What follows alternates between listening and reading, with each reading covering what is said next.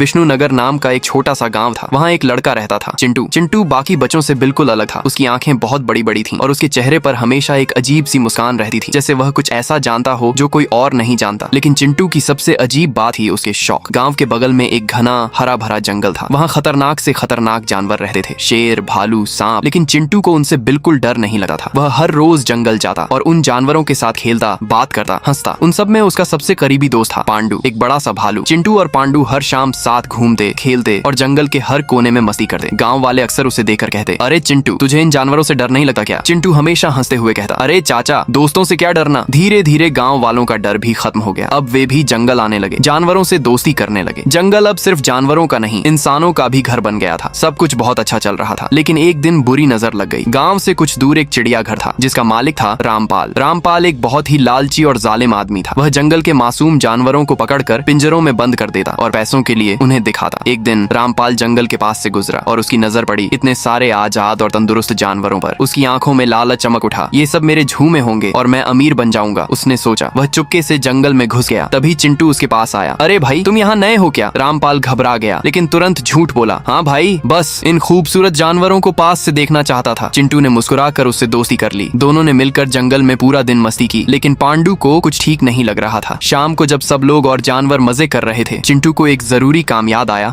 और वह अपनी बाइक लेकर वहाँ से चला गया। जैसे ही चिंटू गया, रामपाल के चेहरे पर एक शैतानी मुस्कान आ गई। अब सही मौका है। उसने अपनी जेब से नींद की दवा निकाली और हवा में उड़ा दी। धीरे धीरे पूरा जंगल धुएं से भर गया और एक एक करके सब लोग और जानवर बेहोश हो गए। रामपाल ने तुरंत सब जानवरों को अपनी गाड़ी में भरा और उन्हें लेकर जू चला गया। कुछ देर बाद चिंटू वापस आया और जो उसने देखा, उसका खून खौल उठा। सब लोग जमीन पर बेहोश पड़े थे और एक भी जानवर नहीं था। ये सब किसने किया? चिंटू गुस्से में चिल्लाया। तभी पेड़ के पीछे से पांडू आया। उसकी आंखों में आग थी। ये सब रामपाल ने किया। वह सबको लेकर चला गया। अब चिंटू का गुस्सा अपने चरम पर था। चल पांडू, अब उसे बचने नहीं देंगे। दोनों तुरंत बाइक पर बैठकर जू की तरफ निकल पड़े। जू के अंदर रामपाल ने सब जानवरों को पिंजरों में बंद कर दिया था और जोर जोर से हंस रहा था। अब देखना कितना पैसा कमाऊंगा। तभी अचानक दरवाजा टूटने की आवाज आई। चिंटू और पांडू अंदर आ गए। चिंटू गुस्से में बोला, रामपाल, मैंने तुझे अपना दोस्त समझा और तूने मुझे धोखा दिया। आज मैं तुझे नहीं छोड़ूंगा। रामपाल हंस पड़ा। तू मुझे मारेगा? हा हा हा। उसने तुरंत अपने खतरनाक कुत्तों को चिंटू पर छोड़ दिया। कुत्तों ने चिंटू पर हमला कर दिया। उसे जोर जोर से नोचने लगे। चिंटू जमीन पर गिर गया। खून बह रहा था। रामपाल जोर जोर से हंस रहा था। मैंने आज तक तुझसे बड़ा बेवकूफ नहीं देखा। तभी उसके पीछे से एक भयानक आवाज आई। वह बेवकूफ नहीं, मेरा सबसे अच्छा दोस्त है। रामपाल ने पलट कर देखा। पांडू बदल रहा था। वह धीरे धीरे बड़ा और विशाल हो गया और फिर उसने रामपाल को जमीन पर इतनी जोर से पटका कि वहीं उसकी मौत हो गई। पांडू धीरे से चिंटू के पास आया। चिंटू मुस्कुरा रहा था। मुझे पता था तू आएगा, क्योंकि तू मेरा भाई है। मेरा भाई तू